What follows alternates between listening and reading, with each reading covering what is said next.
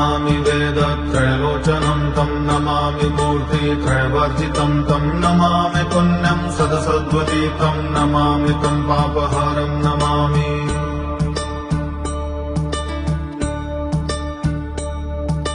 नमामि विश्वस्य हिते रतं तं नमामि रूपाणि भुवि दत्ते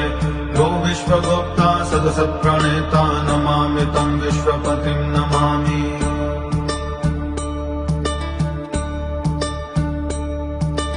विघ्नेश्वरं सम्प्रति हव्यकव्यं तथागतिं लोकसदाशिवो यः आराधितो यश्च ददाति सर्वं नमामि दानप्रियमिष्टदेवम्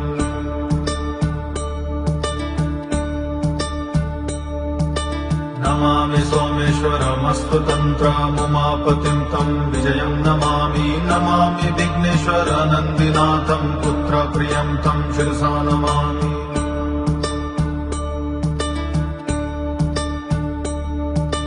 नमामि देवं भवदुःखशोकविनाशनं चन्द्रधरं